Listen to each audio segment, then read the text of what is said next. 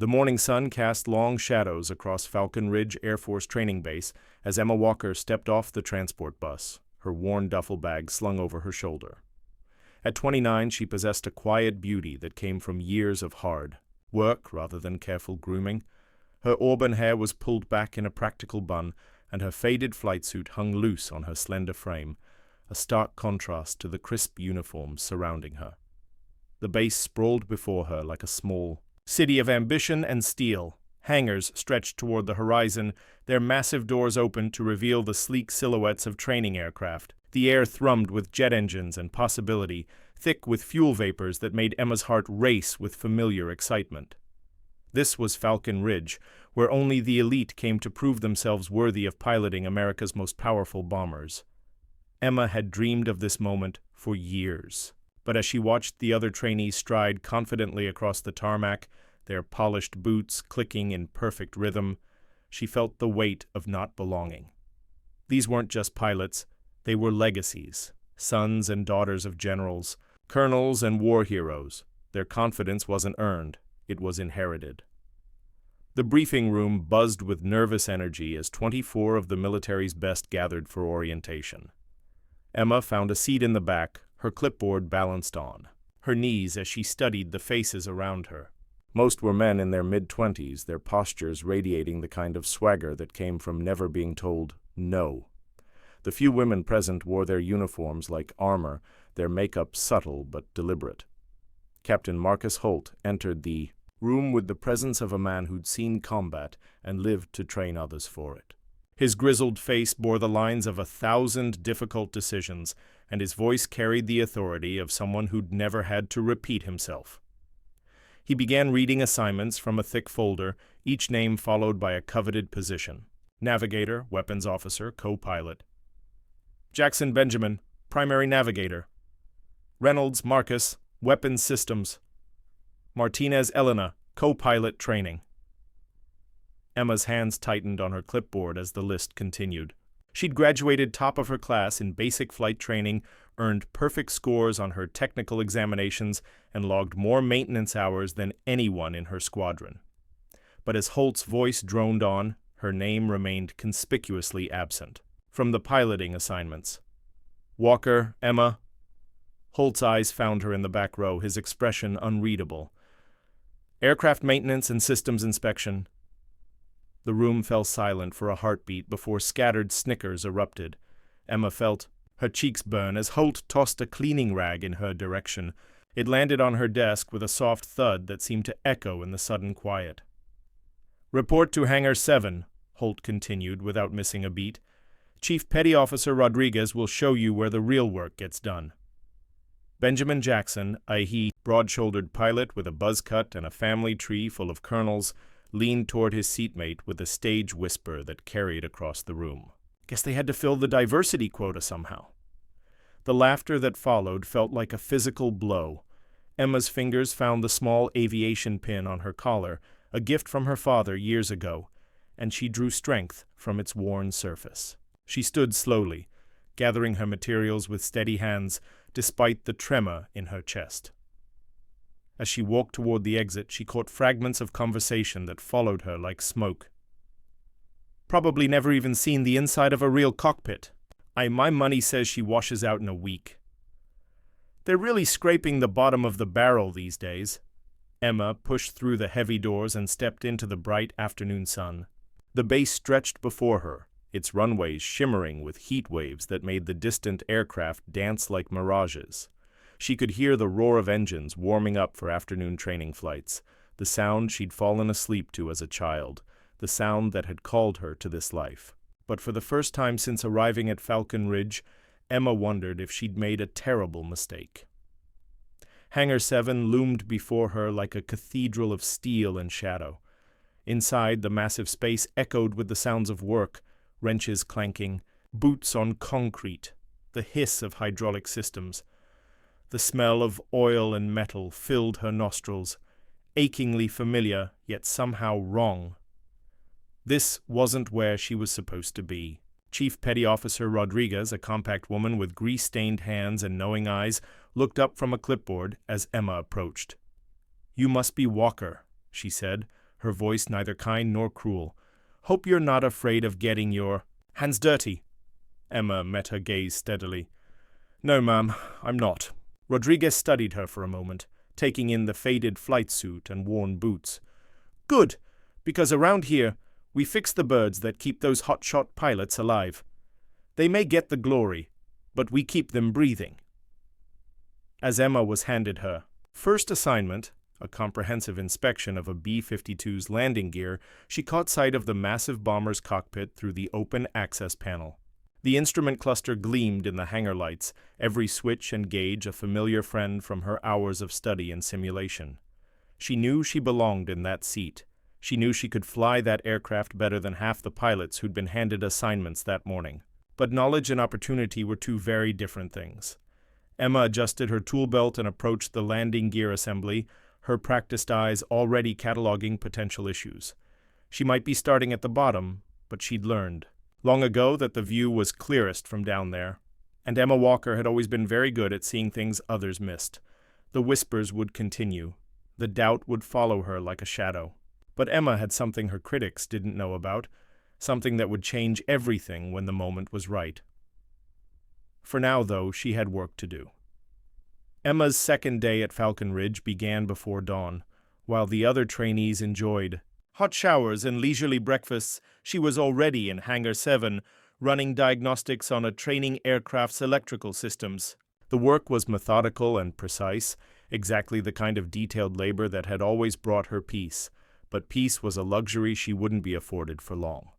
The morning briefing brought fresh humiliation, as Captain Holt distributed flight schedules and simulator assignments. Emma watched her fellow trainees receive opportunities she could only dream of.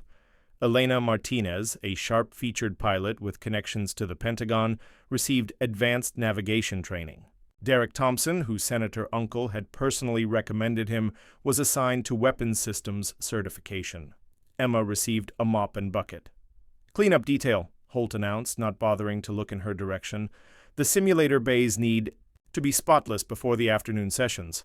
The snickers that followed were becoming routine, but they cut no less deeply. Benjamin Jackson made no effort to lower his voice as he turned to his squadmates. "From maintenance to janitorial services, she's really moving up in the world. Maybe she can work her way up to cafeteria duty," added Derek, his expensive watch catching the fluorescent lights as he gestured dismissively. "I hear they need someone to bus tables."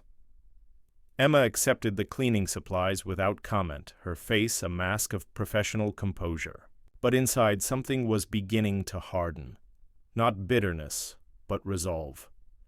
Each slight, each dismissive comment was being catalogued and stored away. She had learned patience in her father's workshop, had discovered that the most important work often happened when no one was watching. The simulator bay was a marvel of technology, bank upon bank of computers that could recreate any flight scenario imaginable. As Emma cleaned the floors and wiped down the equipment, she found herself studying the systems with professional interest.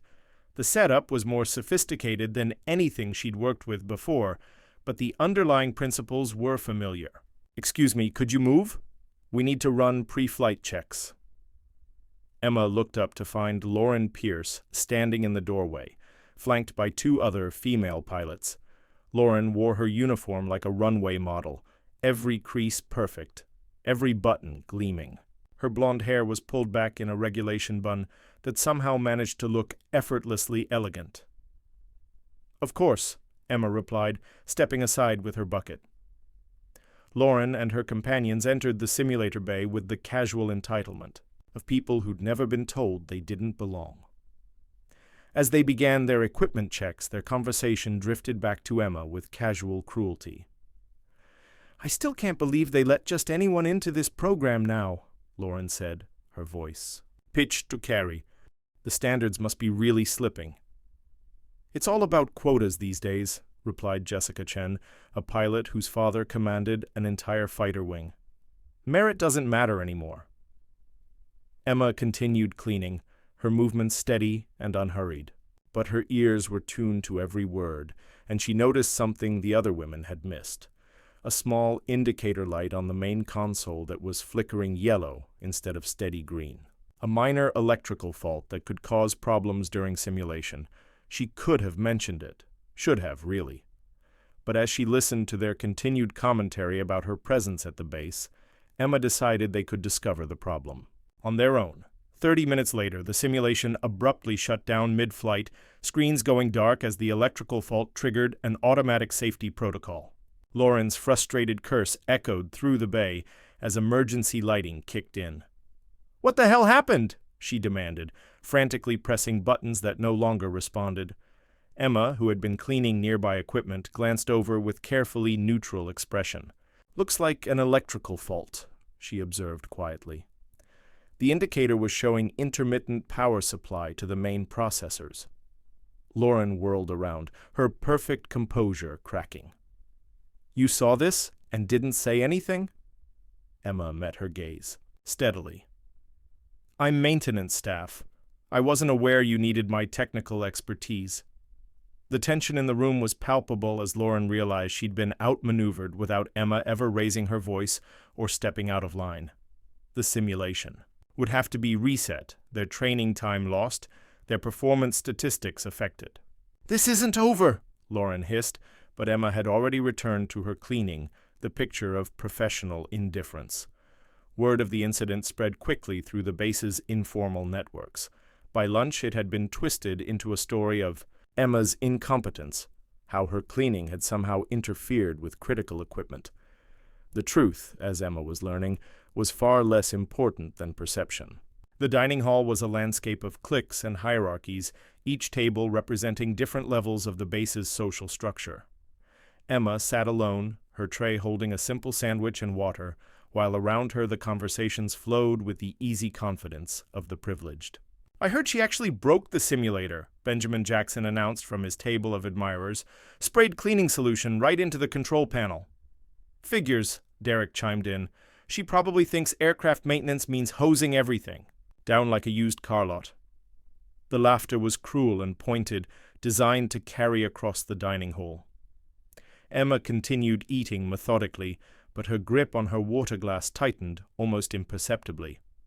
She'd learned long ago that responding to provocation only encouraged more of it, but she was also learning that silence had its own power and its own cost. After lunch, Emma was assigned to inventory duty in the parts warehouse, a vast climate-controlled space filled with everything from tiny electronic components to entire engine assemblies. It was tedious work, but it gave her access to the base's entire maintenance database, complete with service histories, failure reports, and technical specifications for every aircraft in the fleet. As she worked through the endless lists of parts and serial numbers, Emma began to notice patterns, recurring maintenance issues that suggested deeper problems, supply shortages that might affect flight readiness, information that could be incredibly valuable to someone who knew how to use it. She made no notes, copied no files, but Emma had always possessed an excellent memory for technical details, and she was beginning to see the bigger picture of how Falcon Ridge operated. Knowledge, she was learning, was its own form of power. The afternoon brought a new form of humiliation. During a general assembly in the main briefing room, Captain Holt announced the formation of training squadrons. As names were called and teams assembled, Emma watched her classmates organize into the tight-knit units that would define their experience at Falcon Ridge. She waited for her name to be called, and waited. "Walker," Holt finally announced, "you'll be providing ground support for all squadrons. Report to Chief Rodriguez for assignments." Not even assigned to a team, Emma was to be a supporting player in everyone else's story, invisible and interchangeable. The message was clear. She wasn't here to fly. She was here to serve those who could. As the assembly broke up and the new squadrons began their planning sessions, Emma gathered her materials and headed for the door. But she wasn't moving fast. Enough for Derek Thompson, who accidentally bumped into her shoulder as he passed, sending her clipboard clattering to the floor. "Watch where you're going," he said with mock concern, his voice loud enough for others to hear. "Some of us have important work to do." Emma knelt to gather her scattered papers, and for a moment her carefully maintained composure cracked. Her hands trembled slightly as she sorted through the documents, and she felt the familiar sting of tears threatening behind her eyes. But then her fingers found a single sheet that had slid under a nearby chair. It was a preliminary flight roster for the next day's training missions, information that wasn't supposed to be public yet. As she tucked it back into her stack of papers, Emma caught sight of something that made her pause. Benjamin Jackson was scheduled for a critical evaluation flight in aircraft 117B, a B-52 that Emma had noted during her inventory work as having a history of hydraulic issues. Minor problems that had been repeatedly patched but never properly addressed. Emma stood slowly, her composure restored and her mind already working. She might be relegated to ground support, but that didn't mean she was powerless.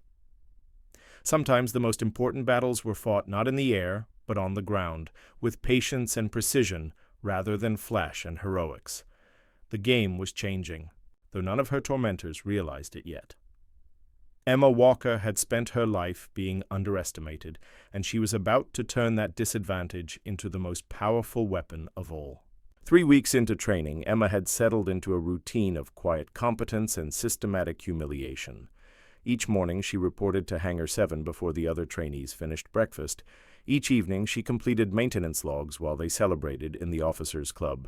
Her flight suit remained faded, her boots remained scuffed, and her position at the bottom of Falcon Ridge's hierarchy remained unchanged. But Emma was watching, and learning, and remembering everything. The morning that changed everything began. Like any other, Emma was conducting a routine inspection of aircraft 203A when she discovered something that made her blood run cold. Deep in the engine housing, barely visible without a flashlight and mirror, she found a hairline crack in a fuel injector coupling. It was so small that standard diagnostic equipment would miss it, but Emma's trained eye caught the slight discoloration. That indicated metal fatigue. This wasn't just a maintenance issue. It was a potential catastrophe waiting to happen. During flight operations, that crack could split completely, causing fuel to spray across superheated engine components.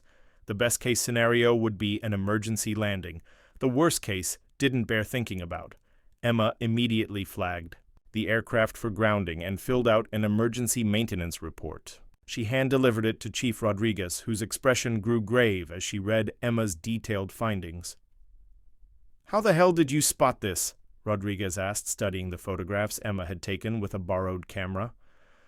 "Something didn't look right with the fuel flow readings," Emma replied. "I wanted to double-check the injector assembly." Rodriguez nodded approvingly. "Good catch, Walker. This could have been a real disaster." The report was forwarded up the chain of command, eventually reaching Captain Holt and the base commander, Colonel James Vance.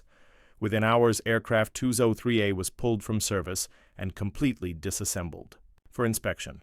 Emma's discovery had potentially saved lives and prevented the loss of a multi-million-dollar aircraft. But when the story filtered back to the trainees, it was twisted into something else entirely. "I heard Walker sabotaged one of our planes," Benjamin Jackson announced during the lunch briefing, "probably trying to cover up her own mistakes by creating fake problems." "Makes sense," agreed Derek Thompson, his voice carrying across the dining hall. "She knows she's washing out, so she's trying to take the whole program down with her." The accusations stung because they were so unfair, but they also revealed something important. Emma's competence was beginning to threaten the established order at Falcon Ridge. She wasn't supposed to be the one making critical discoveries. She wasn't supposed to be indispensable. The situation escalated that afternoon during a team training exercise. Emma had been assigned to monitor radio communications while the flight teams practiced formation maneuvers. It was another ground support role designed to keep her away from actual piloting duties, but it gave her a front-row seat to watch her classmates in action. Benjamin Jackson was leading Alpha Squadron through a series of tactical approaches when his formation began to drift apart. The pilots were supposed to maintain tight spacing for maximum effectiveness, but Jackson's commands were unclear and his timing was off. Emma watched through binoculars as the formation became increasingly ragged, the aircraft spreading out like scattered birds. "Alpha Leader, your formation is drifting," came the voice of the control tower. "Tighten up and maintain spacing." Jackson's response crackled through Emma's headset. "Copy Control. Alpha Squadron, close it up." but his hand signals were inconsistent with his radio commands, and his squadron mates were clearly confused. Emma could see the problem immediately. Jackson was trying to execute a maneuver he didn't fully understand, and his pride was preventing him from admitting it. The near miss happened so fast that most observers barely caught it. Alpha 3, flown by a nervous pilot named Tommy Rodriguez, overcorrected his position and swept dangerously close to Alpha 2. For a heart-stopping moment, the two aircraft were separated by mere feet, their wingtips almost touching as they fought for the same airspace. "Brake, brake, brake!" screamed the control tower. The formation scattered, pilots peeling off in different directions as emergency protocols kicked in. It was a disaster, the kind of near catastrophe that could end careers and ground entire squadrons. Emma, monitoring from the communications station, had seen everything. She'd watched Jackson's poor leadership create a dangerous situation, seen his panic when things went wrong, witnessed his desperate attempts to blame equipment failure rather than pilot error. But when the debriefing began an hour later, the story had already been rewritten. "Equipment malfunction in the radio systems," Jackson reported to Captain Holt, his voice steady despite the sweat still visible on his forehead. "We lost clear communications at a critical moment." "Radio problems, huh?" Holt's expression was skeptical. "Yes, sir. The ground communications station was giving conflicting information. I think there might have been interference from the monitoring equipment." Emma felt her breath catch as she realized what was happening. Jackson was blaming her, suggesting that her presence at the radio station had somehow caused the near collision. It was a desperate lie, but it was also clever. Who would believe the maintenance trainee over the squadron leader with the family full of colonels? "Walker," Holt's voice cut through the room like a blade. "Did you experience any equipment issues during the exercise?" Emma stood, her hands clasped behind her back, her voice steady despite the rage building in her chest. "No, sir. All communications equipment functioned normally throughout the exercise." "But you were operating unfamiliar equipment," Jackson interjected, his confidence growing. "Maybe you accidentally activated some kind of interference protocol." The room fell silent as 24 pairs of eyes turned toward Emma. She could see the calculations happening in their minds, believing Jackson meant maintaining the status quo, while believing her meant admitting that their golden boy had nearly killed his squadron mates through incompetence. "I monitored communications as instructed," Emma said carefully. "I made no adjustments to equipment settings and observed no technical malfunctions." "Well, something went wrong," Jackson pressed, "and the only variable was having untrained personnel handling critical communications." Emma felt the familiar weight of injustice settling on her shoulders. She could defend herself, could point out the contradictions in Jackson's story, could demand a technical review of the radio logs. But she was learning that truth and fairness were luxuries that people like her couldn't afford. "I'll review the equipment logs," she said quietly. "If there was a malfunction, it will show up in the diagnostic data." "You do that," Holt replied, but his tone suggested the matter was already closed. "In the meantime, I think we'll handle communications monitoring with regular flight personnel." The dismissal was clear. Emma gathered her materials and headed for the door, but Jackson wasn't finished with her yet. "Hey, Walker," he called out, his voice friendly but his eyes cold. "Maybe stick to what you know, okay? Leave the flying to the pilots." The laughter that followed echoed in Emma's ears as she walked across the tarmac toward Hangar 7. Her hands were steady, her face was calm, but inside she was making calculations of her own. She'd spent 3 weeks being pushed around, humiliated, and blamed for other people's failures. But Emma Walker had been raised by a man who understood that the most dangerous opponent was the one who appeared defeated. And she was beginning to understand that sometimes the only way to win was to let your enemies think they'd already won. As she entered the familiar sanctuary of the maintenance hangar, Emma was no longer the uncertain trainee who'd arrived at Falcon Ridge 3 weeks earlier. She was someone harder, more focused, and infinitely more dangerous. The breaking point had been reached. Now it was time to start pushing back. Emma spent that night in the maintenance hangar, ostensibly completing routine inspections but actually conducting a different kind of investigation entirely. The radio communication logs from the afternoon's exercise were stored in the base's digital archives, detailed recordings that captured not just voice communications, but also equipment, diagnostics, signal strength, and transmission clarity. Emma had legitimate access to these files as part of her maintenance duties. After all, radio equipment required regular monitoring and calibration. What she found in those logs was exactly what she'd expected. Perfect clarity throughout the exercise, no equipment malfunctions, and crystal-clear recordings of Benjamin Jackson's contradictory commands that had nearly caused a mid-air collision. She made no copies. That would be a violation of protocol. But Emma had always possessed an excellent memory for technical details, and she carefully reviewed every timestamp, every signal strength reading, every diagnostic indicator. The truth was there, preserved in digital amber, waiting for the right moment to emerge. The next morning brought an unexpected visitor to Hangar 7. Colonel James Vance, the base commander, rarely ventured into the maintenance areas. His presence caused a ripple of nervous energy among the ground crew as he made his way toward Emma's workstation, his ribbons and insignia marking him as a man who'd earned his authority through decades of service. "Walker," his voice was gruff, but not unkind. "Chief Rodriguez tells me you've got sharp eyes when it comes to aircraft systems." Emma straightened, her hands clasped behind her back. "I do my best, sir."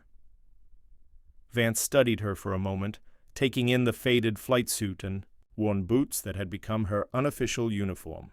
"That fuel injector crack you found yesterday, you know what would have happened if that bird had gone up with a full combat load?" "Yes, sir. Catastrophic fuel fire, probable total loss of aircraft and crew." "And how many people do you think would have spotted that crack during routine inspection?" Emma considered the question carefully. "Very few, sir. It required specific lighting angles and magnification to see properly." Vance nodded slowly. "Rodriguez says you've been finding issues that others miss, equipment problems that could ground aircraft if left unchecked. That tells me you understand these machines better than most people who've been doing this job for decades." "I had good teachers, sir." "I'm sure you did." Vance's expression was unreadable. "I'm also sure you're wondering why you're cleaning floors instead of sitting in cockpits." Emma felt her pulse quicken, but kept her voice steady. "I serve where I'm assigned, sir." "Good answer, but not what I asked." Vance moved closer, lowering his voice so their conversation wouldn't carry to other personnel. "Sometimes the best pilots aren't the ones with the loudest voices or the most impressive family connections. Sometimes they're the ones who understand that flying is just one part of a much larger system, and that system only works when every component functions perfectly." He paused, studying Emma's face for her reaction. "I want you to know that I review every performance report that crosses my desk, every incident analysis, every maintenance log, and I'm beginning to see some interesting patterns."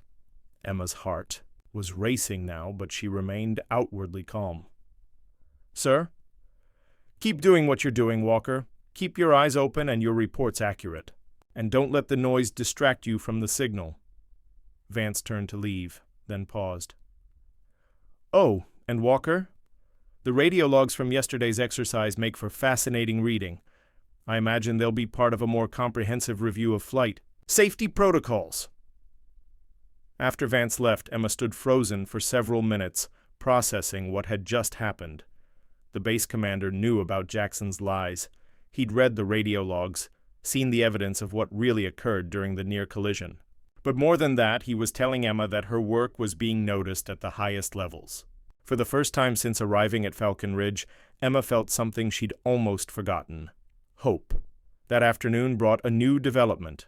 During the regular equipment briefing, Captain Holt announced a change in protocol that sent ripples through the trainee ranks. Due to recent safety concerns, all flight exercises will now include comprehensive pre-flight inspections conducted by certified maintenance personnel, Holt announced, his voice carrying the weight of non-negotiable authority. "These inspections will be mandatory for all aircraft, and no training flights will be authorized without signed certification from maintenance staff." Emma felt every eye in the room turned toward her. She was the only certified maintenance personnel among the trainees, a classification that suddenly carried significant power. No one could fly without her approval. Benjamin Jackson's face had gone pale. "Sir, isn't this going to create delays in our training schedule?" "Safety takes priority over convenience, Jackson. I'm sure you understand that." Holt's tone was dry. "Besides, I'm told our maintenance staff is quite efficient. I don't anticipate significant delays for properly conducted flight operations." The implication was clear to everyone in the room.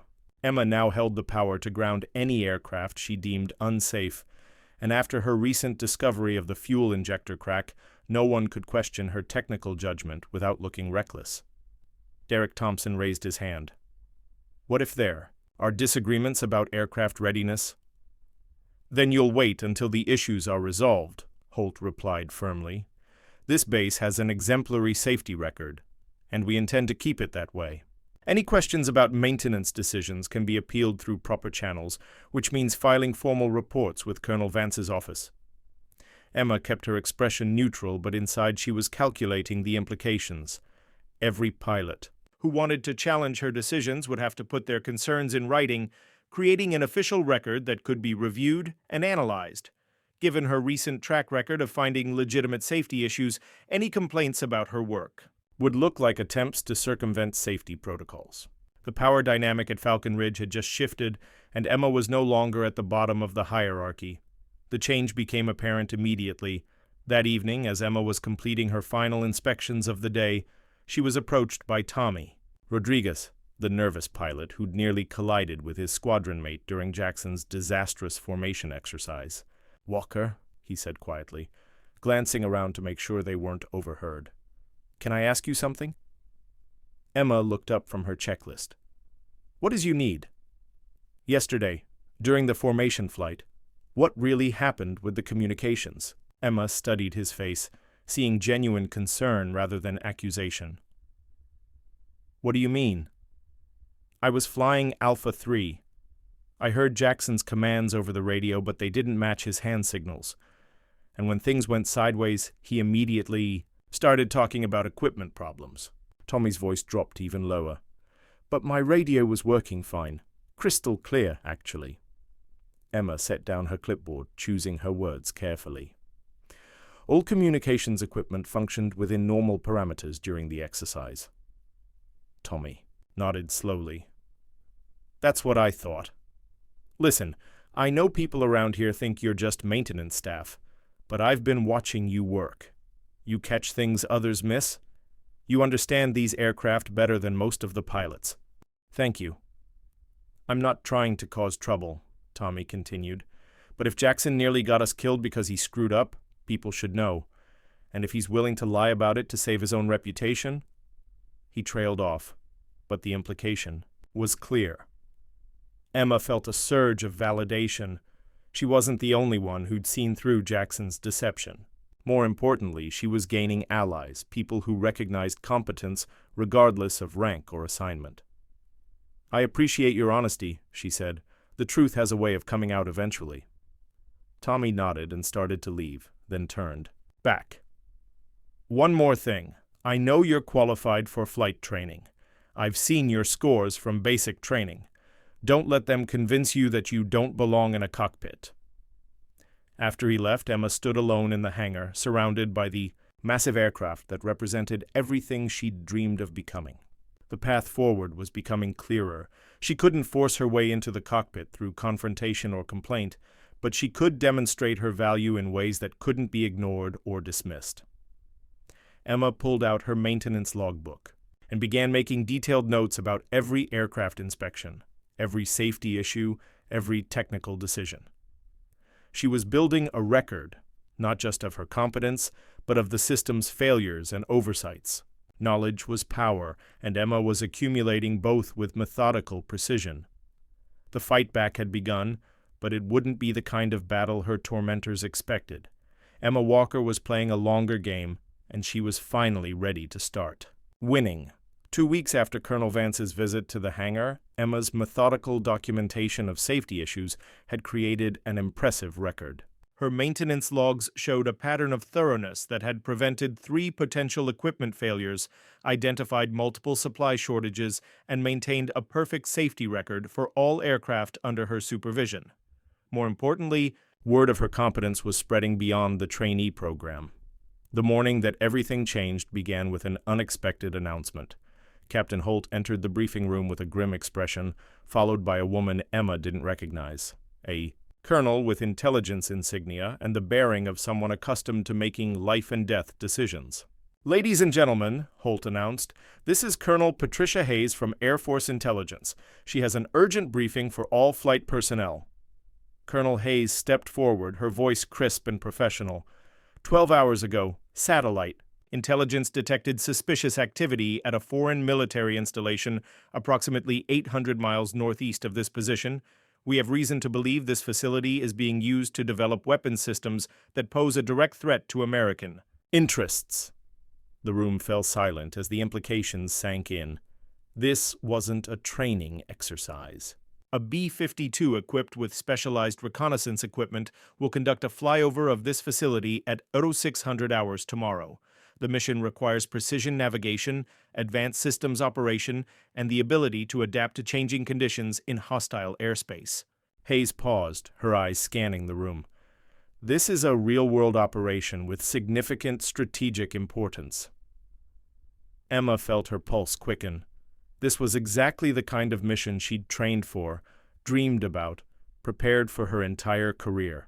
But she was maintenance staff, relegated to ground support while others flew into history. "The crew will consist of our most experienced and reliable personnel," Hayes continued. "Primary pilot will be Cadet Jackson, with Cadet Martinez as navigator and Cadet Thompson as systems operator."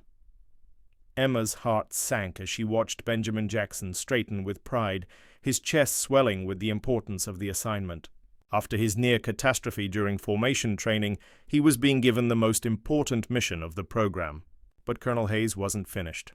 "However," she said, her tone carrying new weight, "due to the sensitive nature of this operation and the critical importance of mission success, all personnel assignments are subject to final approval by base. Command, Captain Holt will conduct individual evaluations this afternoon to confirm crew readiness."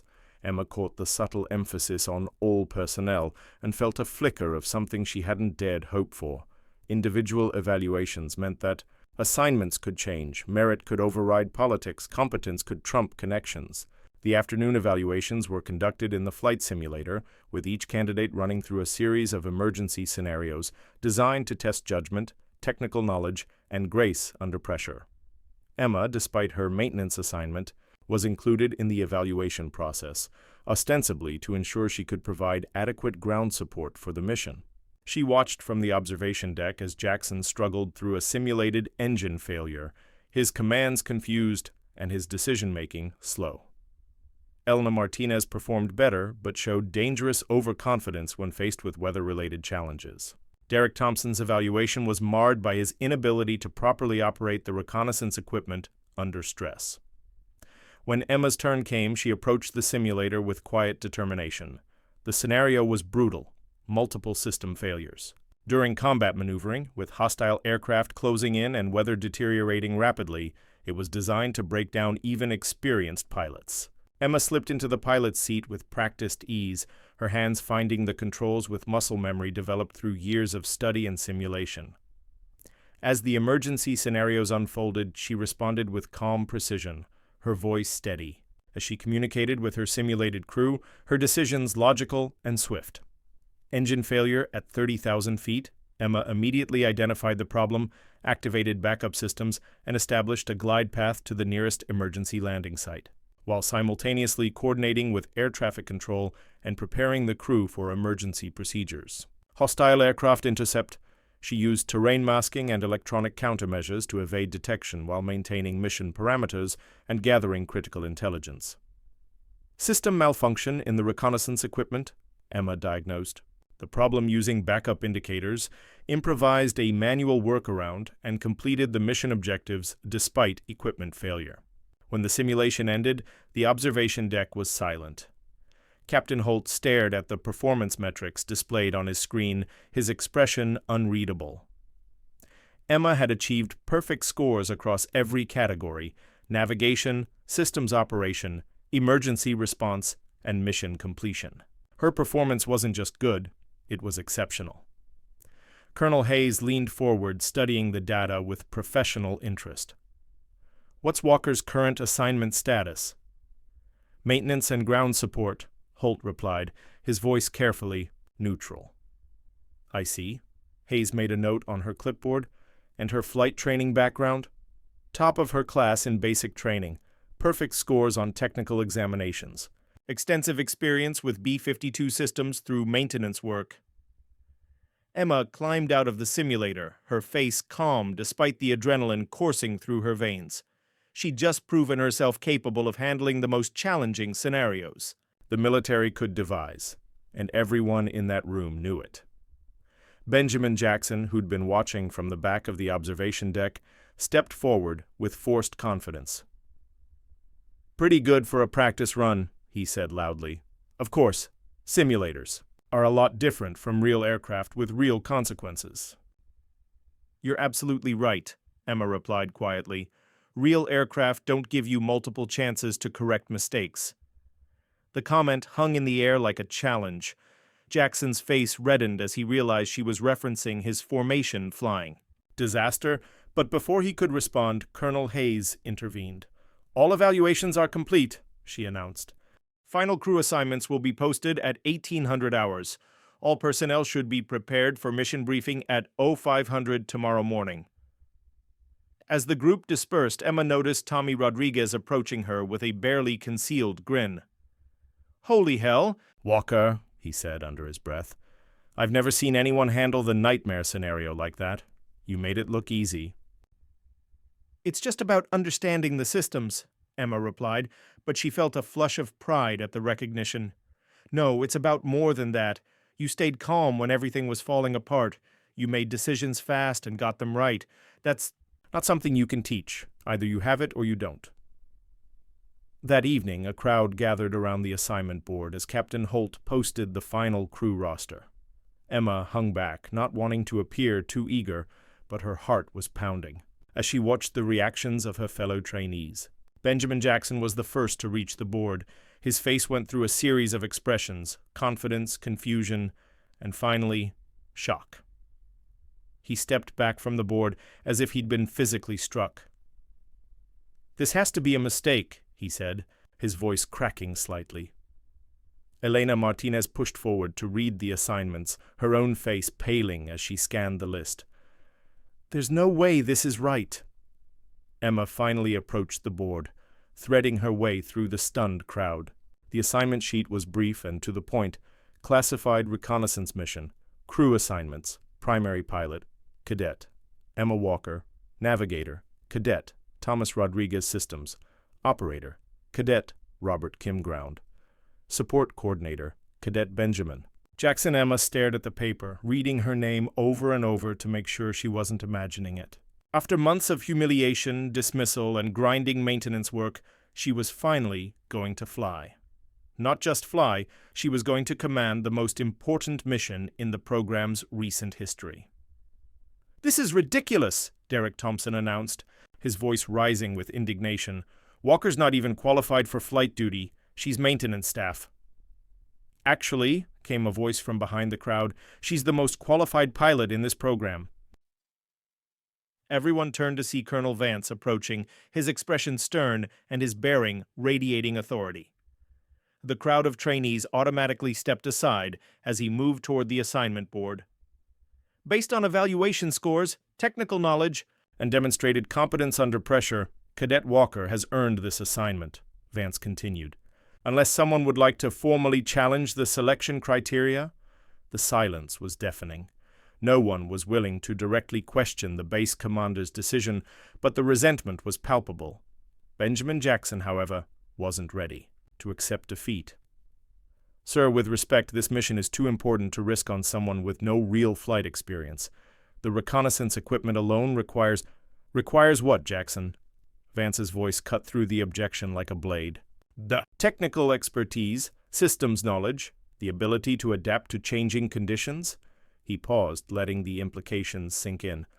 "Or are you suggesting that family connections and social status are more important qualifications than actual competence?"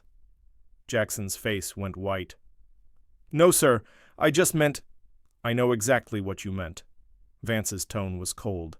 And I'm telling you that merit, not politics, determines assignments at this base. Cadet Walker has demonstrated superior technical knowledge, exceptional judgment under pressure, and perfect execution of complex procedures. If you have evidence that contradicts these facts, present it. If not, I suggest you focus on supporting the mission rather than undermining it. Emma felt a surge of vindication so powerful it almost knocked her off balance. After months of being dismissed and degraded, she was finally being recognized for her actual abilities. But more than that, she was being trusted with a mission that could impact national security. As the crowd began to disperse, Lauren Pierce approached Emma with a brittle smile. "Congratulations," she said, though the word seemed to cause her physical pain. "I'm sure you'll do your best." "Thank you," Emma replied evenly. "I intend to." "Just remember," Lauren continued, her voice dropping to a whisper, "everyone will be watching. Every mistake, every moment of uncertainty, every sign of weakness. You better be perfect because you won't get a second chance." Emma met Lauren's gaze steadily. "I understand the stakes." "Do you? Because if you fail, it won't just be your career that's over. It'll be proof that all the diversity initiatives, all the quota systems, all the special accommodations were a mistake. You're not just representing yourself, you're representing every woman who thinks she can do a man's job." The comment was designed to crush Emma under the weight of impossible expectations, to make her doubt herself at the crucial moment. But instead of feeling pressure, Emma felt a calm certainty settle over her. "You're right," she said quietly.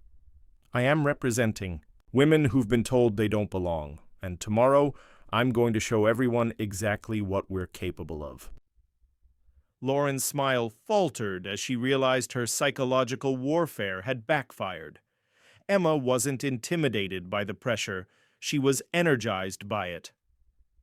As Emma walked back to her quarters that evening, she passed the hangar where she'd spent so many hours being humiliated and dismissed. The massive B-52 that would carry her on tomorrow's mission sat in the center of the space, its imposing bulk representing everything she'd dreamed of commanding. Tomorrow she would finally take her rightful place in the cockpit. Tomorrow she would prove that competence mattered more than connections. Tomorrow Emma Walker would show the world what a simple maintenance worker could accomplish when given the chance to soar. The downfall of those who dismissed her had begun, and it would be written in the sky at 30,000 feet.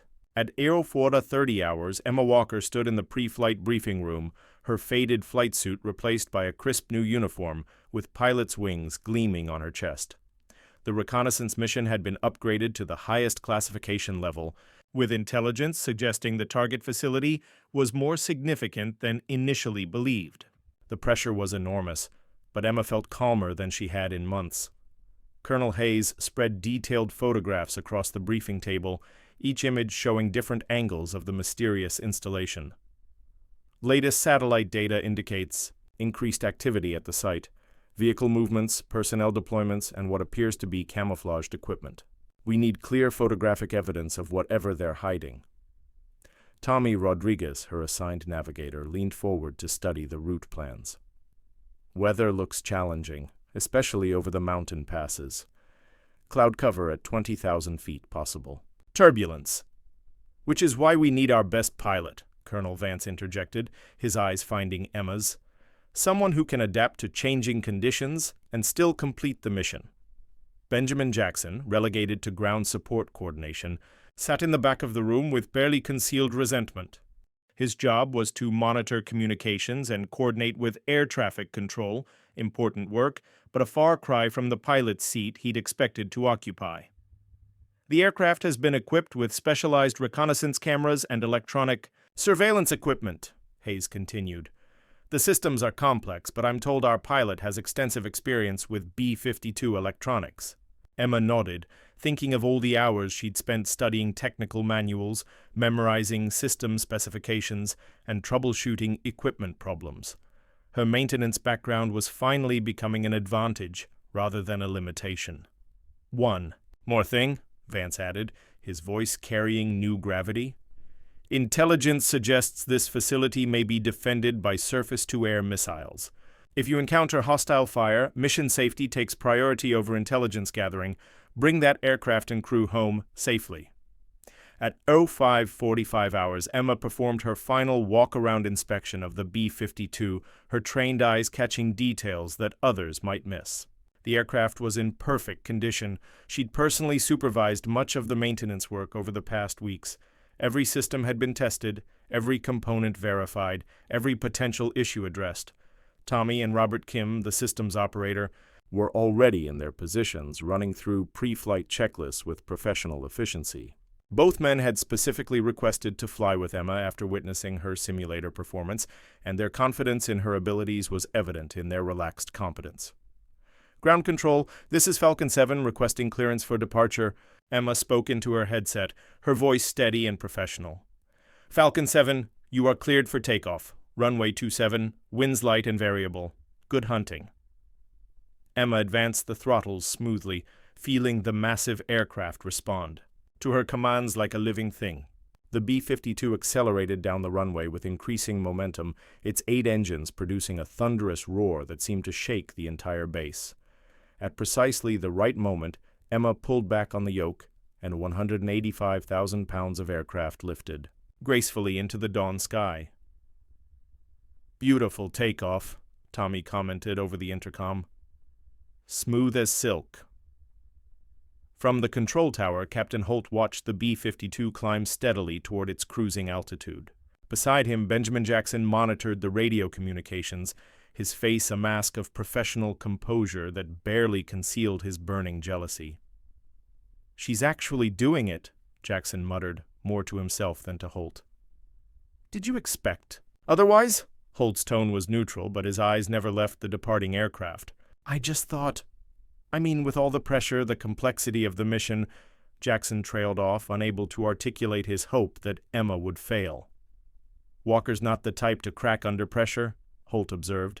Some people get better when the stakes are higher. 3 hours into the flight, Emma was navigating through a complex weather system that had forced her to deviate from the planned route.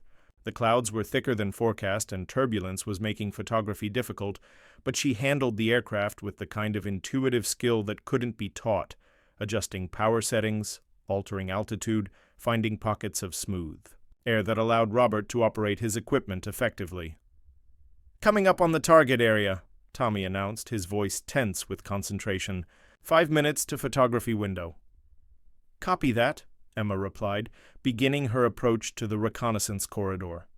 Robert, how are your systems? All green. Cameras are active, electronic surveillance is running. I'm getting good signal strength on their communications. Emma dropped the B-52 to 25,000 feet, threading between cloud layers while maintaining precise speed and heading.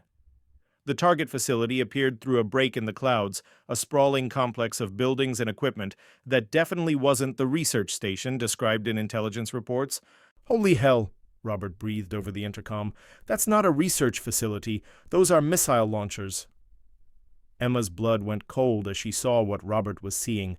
The installation was clearly military, with multiple rocket systems that could threaten American interests throughout the region. This wasn't just an intelligence gathering mission anymore. They were documenting a direct threat to national security. Get everything you can, she told Robert, banking slightly to give him a better angle while staying within the planned flight corridor. This is bigger than anyone thought. That's when the surface-to-air missiles launched. Sam! Sam! Sam! Tommy's voice cracked over the intercom as radar contacts appeared on his screen. Multiple missiles inbound bearing 270. Emma's training kicked in with automatic precision. She threw the B-52 into a steep dive, using the aircraft's mass and momentum to build speed while simultaneously deploying electronic countermeasures. The massive bomber wasn't designed for evasive maneuvers, but Emma pushed it to its limits, pulling G-forces that strained both aircraft and crew. First missile missed, Tommy reported. Second one still tracking. Emma rolled the aircraft hard to the left, a maneuver that should have been impossible for a B-52 but somehow worked as the missiles streaked past their starboard wing. The stress alarms were screaming, but the aircraft held together. Third missile. Inbound! This one's got us locked! Emma made a split-second decision that would have been considered insane by conventional wisdom. Instead of continuing evasive maneuvers, she pulled the B-52 into a climb, heading directly toward a towering cloud formation. It was counterintuitive. Climbing made them a bigger target, but Emma was counting on the clouds to break the missile's radar lock. "What are you doing?" Robert shouted over the noise of straining engines. "Trust me," Emma replied, her voice calm despite the chaos. The B-52 disappeared into the clouds just as the missile reached their previous position. The radar guidance system, confused by the sudden loss of target and the electronic interference from the storm clouds, sent the missile harmlessly past their position. "Missile missed! We're clear!" Tommy's voice was filled with relief and amazement. Emma leveled the aircraft and began a gradual descent back to cruising altitude, her hands steady on the controls despite the adrenaline coursing through her system. "Robert, did you get the photographs? Every single frame, the whole installation, is documented." "Then let's go home." The flight back to Falcon Ridge was tense but uneventful. Emma navigated through the same weather systems that had challenged her on the outbound leg, but now she had the confidence of someone who'd been tested in combat and emerged victorious. Her crew worked with the seamless efficiency of people who'd shared danger and survived together. When they landed at Falcon Ridge 4 hours later, half the base was waiting on the tarmac. Word of the SAM encounter had reached headquarters, and everyone wanted to see the crew that had completed the most dangerous reconnaissance mission in recent memory. Colonel Vance was the first to reach the aircraft as Emma shut down the engines. His normally stern expression showed unmistakable pride as he watched her complete her post-flight checklist with methodical precision. "Outstanding work, Walker," he said as she climbed down from the cockpit. "Intelligence is calling this one of the most significant reconnaissance successes in years." Emma nodded, her face tired but satisfied. "The crew performed excellently, sir. Tommy's navigation kept us on course despite weather deviations, and Robert's equipment operation was flawless." "And you're flying?" "I just did my job, sir." Vance smiled, the first time Emma had ever seen him show genuine warmth. "Your job included evading 3 surface-to-air missiles and bringing back intelligence that could prevent a major international incident. I'd say you did a bit more than just your job." As Emma walked across the tarmac toward the debriefing room, she passed Benjamin Jackson, who was standing with a group of trainees who'd been monitoring the mission from the communications center. His face was a mixture of reluctant admiration and burning resentment. "Nice flying," he said stiffly, the words clearly causing him pain. "Thank you," Emma replied simply, without gloating or sarcasm. But Lauren Pierce, standing beside Jackson, couldn't let the moment pass without a final attempt to diminish Emma's achievement. "I heard you almost got the crew killed with that crazy climbing maneuver," she said loudly enough for others to hear. A more experienced pilot would have used standard evasion techniques. Emma stopped walking and turned to face Lauren, her expression calm but her eyes suddenly hard. A more experienced pilot would have gotten the crew killed using standard techniques against a threat that required innovative solutions. The mission was completed successfully, with all personnel and equipment returning safely. The intelligence gathered will help protect American interests and potentially save lives. She paused, letting her words sink in before delivering the final, devastating blow. "I understand that results like these can be difficult to accept when you've spent months assuming competence was determined by connections rather than capability. But perhaps this will help you understand the difference between real piloting and just wearing the uniform." The tarmac fell silent. Lauren's face went white, then red, as the implications of Emma's words hit home. She'd been publicly dismissed by someone she'd spent months treating as inferior, and everyone present had witnessed her humiliation. Emma didn't wait for a response. She simply turned and continued toward the debriefing room, where Colonel Hayes and a team of intelligence officers were waiting to analyze the photographs that would reshape their understanding of regional threats. Behind her, the trainees who'd dismissed her as a diversity hire and maintenance worker stood in stunned silence, finally understanding that they'd been witnessing not the rise of an underdog, but the emergence of a pilot whose abilities far exceeded their own. The girl they'd tried to break had just rewritten the rules of the game, and Emma Walker was only getting started. The debriefing session lasted until well past midnight.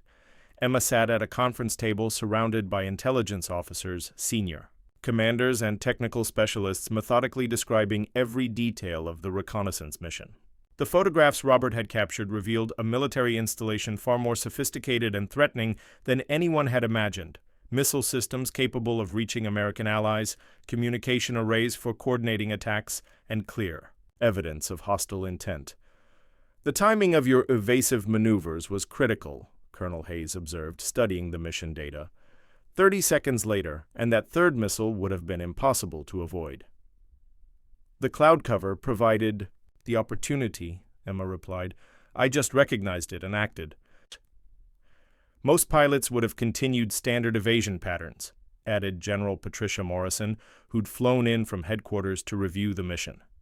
"Your decision to climb into the storm front was unconventional, but it saved the mission. And probably saved lives."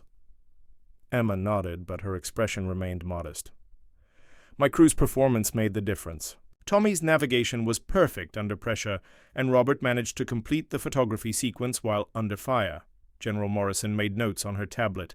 "I'm recommending this crew for commendation. The intelligence you've gathered will influence policy decisions at the highest levels of government." As Emma finally left the briefing room in the early hours of the morning, she found Tommy Rodriguez waiting in the corridor. His face was flushed with excitement and residual adrenaline. "I can't believe we actually did it," he said, shaking his head. "When those missiles started flying, I thought we were done for. But you made it look easy." "It wasn't easy," Emma replied tiredly. "We just prepared well and worked as a team." "No, it was more than that. I've flown with a lot of pilots, and I've never seen anyone stay that calm under fire. You didn't just fly us out of there. You outthought the entire enemy air defense system." Emma felt a warm glow of satisfaction at the recognition from a fellow professional. For months, she'd endured dismissal and contempt from people who'd never been tested under real pressure. Now someone who'd shared the danger with her was acknowledging what she'd accomplished. The next morning brought a transformation in the social dynamics at Falcon Ridge. Word of the mission's success had spread throughout the base, and Emma found herself the center of attention in ways both welcome and uncomfortable. Other trainees who'd previously ignored her now sought her out, asking about flying techniques and offering belated friendship. But it was the reactions of her former tormentors that proved most revealing. Benjamin Jackson approached her during the lunch break, his usual swagger replaced by obvious discomfort. "Walker, about yesterday's mission." "Yes?" Emma's tone was neutral, neither hostile nor welcoming. "I owe you an apology. I said some things, made some assumptions." Jackson struggled with words that clearly didn't come naturally. "You proved me wrong. That was exceptional flying." Emma studied his face, seeing genuine remorse mixed with embarrassment. "Apology accepted. I also wanted to ask, that climbing maneuver you used to evade the missile, how did you know it would work?" Emma considered her response carefully.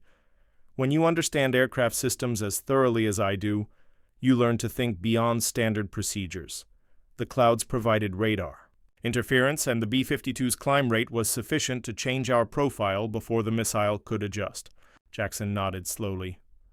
"I never would have thought of that. I would have stuck to the book and probably gotten us all killed." "The book provides a foundation," Emma replied, "but real flying requires adapting to circumstances the book never anticipated." As Jackson walked away, Emma realized that his approach represented something significant. The base's social hierarchy was reshuffling itself around the reality of demonstrated competence rather than assumed privilege. Derek Thompson's reaction was quite different. Rather than offering apologies, he seemed to have doubled down on resentment. During the afternoon briefing, he made pointed comments about lucky breaks and beginner's luck that drew uncomfortable silence from other trainees. "Anyone can get lucky once," he muttered after Captain Holt praised Emma's mission performance. "The real test is consistency over time." Emma didn't respond directly, but Tommy Rodriguez did. 3 surface-to-air missiles isn't luck, Thompson. That's skill, training, and guts. Easy to say when you weren't in the pilot's seat making the decisions, Derek shot back. Actually, it's easier to say because I was in the aircraft, Tommy replied coolly. I saw exactly how she handled every crisis. There wasn't any luck involved. The exchange crystallized the new reality at Falcon Ridge. Emma's supporters were no longer just sympathetic observers. They were people who'd witnessed her abilities firsthand and were willing to defend her publicly. Lauren Pierce took a different approach entirely. Rather than direct confrontation, she began spreading subtle rumors designed to undermine Emma's achievement. She questioned whether the mission had really been as dangerous as reported, suggested that the successful evasion had been due to equipment malfunction rather than piloting skill, and hinted that the whole operation had been staged to make Emma look good. The Whisper campaign might have been effective a few months earlier, but now it backfired spectacularly. Too many people had access to the actual mission data, and Lauren's obvious jealousy made her criticisms sound petty rather than legitimate. The situation came to a head during a formal review session where all trainees were required to analyze the reconnaissance mission as a case study in crisis management. Lauren, apparently unable to contain her resentment, made a series of increasingly desperate attempts to minimize Emma's role. The real credit should go to the intelligence officers who planned the mission, she argued. Any competent pilot could have followed the flight plan and taken pictures.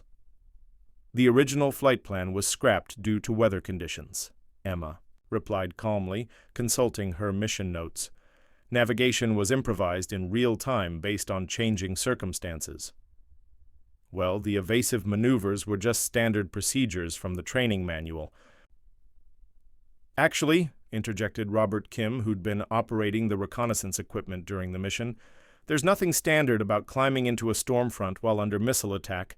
That was pure innovation under pressure. Lauren's face reddened as she realized her arguments were being systematically dismantled by people who'd actually been there. I just think we should be careful about overpraising a single mission when there's still so much training left to complete. Colonel Vance, who'd been observing the discussion silently, finally spoke up. Cadet Pierce, are you suggesting that successfully completing a classified reconnaissance mission while under enemy fire is somehow inadequate preparation for future training? No, sir, I just meant, because if you have concerns about pilot competency, I'd be happy to arrange additional simulator sessions where you can demonstrate superior techniques for evading surface-to-air missiles. The offer was clearly rhetorical, and Lauren wisely chose not to respond. But the exchange had effectively ended her campaign to diminish Emma's accomplishment. The most significant change, however, came from an unexpected source. Chief Petty Officer Rodriguez, who'd supervised Emma's maintenance work for months, requested a private meeting with Colonel Vance to discuss her observations. Sir, I've been working with aircraft maintenance for 15 years, Rodriguez explained. I've seen a lot of pilots and I've seen a lot of maintenance technicians, but I've never seen someone who combined both skill sets the way Walker does. Explain. Most pilots understand their aircraft well enough to fly them safely. Most maintenance staff understand systems well enough to keep them running. But Walker understands these machines at a level that's almost intuitive. She can diagnose problems that sophisticated equipment misses, predict failures before they happen, and adapt to system malfunctions in ways that shouldn't be possible. Vance nodded thoughtfully. And you think this contributes to her piloting abilities? Sir, I think her piloting abilities are enhanced by her technical knowledge, but the real difference is her mindset. She approaches flying like an engineer, understanding not just what to do, but why it works and how to adapt when normal procedures aren't sufficient. Rodriguez paused, choosing her words carefully. Yesterday's mission proved that she's not just a good pilot or a good technician. She's someone who can see solutions that others miss because she understands the underlying principles rather than just following procedures. That evening, Emma found herself in the officers' club for the first time since arriving at Falcon Ridge. She'd been invited by Tommy and Robert to celebrate the mission's success, and for once, she felt like she belonged in the social spaces that had previously been closed to her. The atmosphere was different now. Conversations paused when she entered, but it was recognition rather than mockery. Other trainees nodded respectfully, and several approached to offer congratulations or ask technical questions about the mission. Emma realized that she'd crossed an invisible threshold. She was no longer the outsider trying to prove herself. She was an established member of the community, someone whose opinions carried weight and whose abilities commanded respect. As she sat with her crewmates discussing the technical aspects of the reconnaissance mission, Emma reflected on how completely her situation had changed. Months ago, she'd been cleaning floors and checking bolts while others flew training missions. Now she was the pilot who'd completed one of the most significant operations in the program's history. But more than that, she'd proven something important. To herself and others, competence couldn't be denied indefinitely. Truth had a way of emerging, and merit would ultimately triumph over politics. The girl who'd been dismissed as a diversity hire had become the pilot others looked to for leadership. The woman who'd been relegated to maintenance work had demonstrated abilities that surpassed those of her supposedly superior colleagues. Emma Walker had not just survived the attempt to break her, she'd emerged stronger, more confident, and more capable than anyone had imagined possible. And this was only the beginning of what she could accomplish. 6 months after the reconnaissance mission that changed everything, Emma Walker stood in the same briefing room where she'd once been handed a cleaning rag and told to stay out of the cockpit. But now she wore the insignia of a flight instructor, and the 24 new trainees seated before her looked at her with the respect and attention she'd once been denied. "Flying a B-52 isn't just about moving an aircraft through the sky," Emma began, her voice carrying the quiet authority of someone who'd been tested under fire. "It's about understanding every system, every component, every possibility for failure, and being prepared to adapt when the unexpected happens." Among the new trainees, Emma noticed several young women who reminded her of herself months earlier, talented, determined, but uncertain about their place in a world that didn't always welcome them. She made a mental note to pay special attention to their progress, to ensure they received the support she'd been forced to find for herself. The transformation at Falcon Ridge had been comprehensive. Colonel Vance had implemented new training protocols that emphasized technical competence. Alongside traditional piloting skills, the maintenance and flight programs were now integrated, with all pilots required to complete extensive systems training before being cleared for advanced missions. The old way of doing things produced adequate pilots, Vance had explained to the assembled staff. But Cadet Walker's performance demonstrated that exceptional pilots require deeper understanding. "We're not just training people to fly aircraft, we're training them to master them." Emma's former tormentors had faced consequences proportional to their actions. Benjamin Jackson had been reassigned to a desk position after a formal review of his performance, including the near-collision incident that had been covered up for months.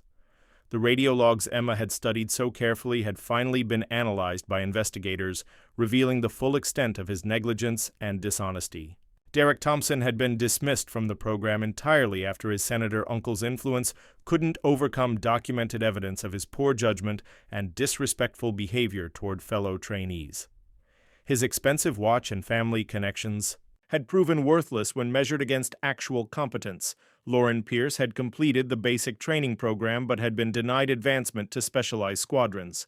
Her evaluation reports, once glowing due to her social connections, now accurately reflected her mediocre performance and poor leadership potential. She'd been assigned to routine transport duties, flying cargo planes rather than the combat aircraft she'd assumed would be her destiny. The changes weren't just administrative. The entire culture of Falcon Ridge had shifted toward recognizing merit over privilege, substance over style. Emma's success had created a new template for what it meant to be an exceptional pilot, and that template emphasized competence, adaptability, and quiet professionalism rather than swagger and connections. "The most important lesson you can learn here," Emma continued her briefing, "is that your background, your family connections, your social status, none of that matters when you're at 30,000 feet facing a crisis. What matters is your knowledge, your judgment, and your ability to perform under pressure." After the briefing, Emma was approached by Sarah Mitchell, a young trainee whose file showed remarkable similarities to Emma's own background. Excellent technical scores, extensive maintenance experience, and a quiet demeanor that might cause her to be overlooked by instructors focused on more obvious leadership qualities. "Ma'am, I wanted to thank you," Sarah said, her voice barely above a whisper. "My recruiter told me about your story, about how you proved that people like us belong here."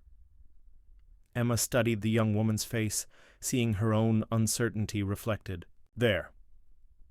People like us?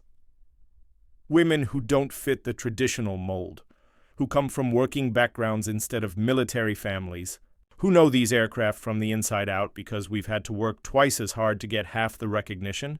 Emma felt a surge of protective instinct. "What's your maintenance background?" 5 years as an aircraft electrician. I can troubleshoot any system on a B-52, but I've never been taken seriously as pilot material because I don't have the right image." "Show me," Emma said, leading Sarah toward the hangar where a training aircraft sat waiting for routine inspection. Over the next hour, Emma watched as Sarah demonstrated knowledge and skills that rivaled her own. The young trainee spotted potential issues that others had missed, explained complex systems with confident precision, and approached each task with the methodical thoroughness that marked a true professional. "You're going to do very well here," Emma said finally. "Don't let anyone convince you that competence isn't enough. It is enough. You just have to be patient while the system catches up to reality." "Did you ever doubt yourself, when everyone was treating you like you didn't belong?" Emma considered the question carefully.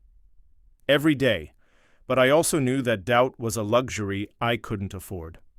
The aircraft doesn't care about your feelings or your insecurities. It only responds to competent handling. So I focused on being competent, and everything else followed." That evening, Emma attended a ceremony she never could have imagined months earlier. She was being presented with the Distinguished Flying Cross for her actions during the reconnaissance mission, an honor that placed her among the elite pilots in Air Force history. General Morrison, who'd flown in from Washington for the ceremony, spoke about the broader significance of Emma's achievement. "In a world where threats are becoming more sophisticated and unpredictable, we need pilots who can think beyond conventional responses. Lieutenant Walker has demonstrated that innovation, technical excellence, and calm judgment under pressure are the qualities that will define military aviation's future." As Emma stood at attention while the medal was pinned to her uniform, she caught sight of her father in the audience. He'd flown in from across the country to witness this moment, and the pride in his eyes was unmistakable. The man who'd taught her to understand aircraft systems in his garage workshop was seeing his daughter recognized as one of the Air Force's finest pilots. But perhaps the most meaningful moment came after the ceremony, when Tommy Rodriguez and Robert Kim approached her with serious expressions. "We want to request permanent assignment to your crew," Tommy said. "We've flown with other pilots since the mission, and it's not the same. You make us better at our jobs." "The three of us work together like we've been doing it for years," Robert added. "That kind of chemistry is rare. We don't want to lose it." Emma felt a warmth that had nothing to do with recognition or awards. These were professionals who'd shared danger with her, who'd seen her at her best and worst, and who wanted to continue flying together. It was the ultimate validation of her abilities as both a pilot and a leader. "I'd be honored to have you on my crew," she replied. "But I should warn you, I'm being considered for some challenging assignments. It won't always be routine missions." Tommy grinned. "After flying through missile attacks with you, I think we can handle whatever comes next." As the evening wound down and Emma finally had a moment to herself, she walked out to the flight line where the B-52s sat in silent rows, their massive forms silhouetted against the star-filled sky. The same aircraft that had once represented impossible dreams now felt like natural extensions of her own capabilities. She thought about the journey that had brought her to this moment, the months of humiliation and doubt, the gradual accumulation of knowledge and skill, the moment of truth when everything came together during the reconnaissance mission. It had been painful, often lonely, and frequently unfair, but it had also been necessary. Emma realized that the adversity had forged something in her that couldn't have been developed any other way. The dismissal and mockery had taught her to rely on competence rather than approval. The isolation had forced her to develop inner strength and self-reliance. The technical challenges had pushed her to understand aircraft systems at a level that gave her advantages no traditional pilot training could have provided. Most importantly, the experience had taught her that belonging wasn't something that could be granted or taken away by others. It was something she had to claim for herself through excellence and persistence. A year later, Emma received a letter that would have seemed impossible during her early days at Falcon Ridge. The Air Force Academy was requesting her to serve as a guest instructor for their advanced pilot training program. They wanted her to teach a course called Adaptive Leadership Under Extreme Conditions, essentially sharing the lessons learned from her reconnaissance mission and subsequent career. The letter mentioned that several female cadets had specifically requested the opportunity to learn from her, citing her story as inspiration for their own military aspirations. Emma smiled as she read this, thinking of Sarah Mitchell and the other young women she'd mentored at Falcon Ridge. But perhaps the most satisfying development came when she received word that Falcon Ridge's training program was being used as a model for other Air Force bases. The integration of technical knowledge with piloting skills had proven so effective that it was being implemented throughout the service. Emma's approach to aviation, treating aircraft as complex systems to be understood rather than just machines to be operated, was becoming the new standard. The girl who'd been handed a cleaning rag and told to stay in her lane had fundamentally changed how the Air Force trained its pilots. On her final day as an instructor at Falcon Ridge, Emma stood in the same hangar where she'd spent countless hours being dismissed and overlooked. A new class of trainees was conducting maintenance exercises under her supervision, and she watched with satisfaction as they approached their tasks with the kind of systematic thoroughness she'd tried to instill in them. Lieutenant Walker, one of the trainees, a young man who reminded her of Tommy Rodriguez, approached with a question about hydraulic systems. "I'm getting inconsistent pressure readings on the primary landing gear. The diagnostics show everything's normal, but something feels off." Emma smiled, recognizing the kind of instinctive awareness that separated good technicians from great ones. "Show me what you're seeing." As they worked together to diagnose the subtle problem, a worn valve that was creating pressure fluctuations too small for standard equipment to detect, Emma felt the deep satisfaction of passing on knowledge to someone who would use it to keep aircraft and crews safe. "How did you know to look for that?" the trainee asked after they'd identified and flagged the issue for replacement. "Experience," Emma replied. "And remembering that aircraft are complex systems where small problems can become big problems if you're not paying attention." "Is that how you knew to climb into the clouds during the missile attack? Experience with complex systems?" Emma paused in her work, considering how to explain the moment when everything she'd learned had crystallized into the split-second decision that saved her crew. Partly, but mostly it was about understanding that conventional solutions don't always work in unconventional situations. Sometimes you have to trust your training, trust your instincts, and be willing to do something that others might consider impossible. That evening, Emma packed her belongings from the quarters she'd occupied during her time as an instructor. Her next assignment would take her to an elite squadron that flew the most challenging missions the Air Force could devise. It was exactly the kind of opportunity she'd dreamed of when she first arrived at Falcon Ridge. As she folded her flight suits and organized her technical manuals, Emma found the small notebook she'd kept during her early days at the base, the one filled with detailed observations about aircraft systems and her fellow trainees. Reading through it now, she was struck by how much had changed, not just in her circumstances, but in her understanding of what it meant to be a pilot and a leader. The young woman who'd written those notes had been talented but uncertain, competent but unrecognized, determined but still hoping for others' approval. The woman packing those belongings now was confident in her abilities, secure in her worth, and focused on the work rather than the recognition. Emma's story had become legend at Falcon Ridge, told to new classes as an example of how persistence and competence could overcome any obstacle. But for Emma herself, it wasn't a story about triumph over adversity. It was a story about discovering that she'd been strong enough all along. She just needed the right circumstances to prove it to herself and others. The final entry in her notebook, written the night before her departure, captured what she'd learned.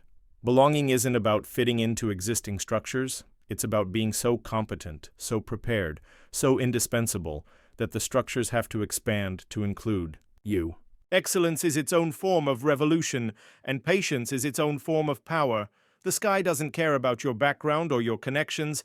It only responds to skill, judgment, and the courage to push beyond what others think is possible. Emma Walker closed the notebook and placed it in her bag, knowing that somewhere at Falcon Ridge, another young trainee was probably being handed a cleaning rag and told to stay out of the cockpit. And knowing that if they had the patience, persistence, and skill to prove themselves indispensable, they too would eventually claim their rightful place among the clouds. The simple woman who'd been bullied out of the cockpit had not only returned, she'd rewritten the rules about who belonged there, and the sky would never be the same. This story is dedicated to everyone who has ever been told they don't belong, who has been underestimated because of how they look or where they come from, who has had to work twice as hard to get half the recognition. Your persistence matters. Your competence counts. And when your moment comes, you'll be ready to soar. If you enjoyed this story, don't forget to hit the subscribe button and become a part of our Everyday Life Stories community. Where are you watching from? Drop a comment below. We love hearing from our amazing viewers around the world.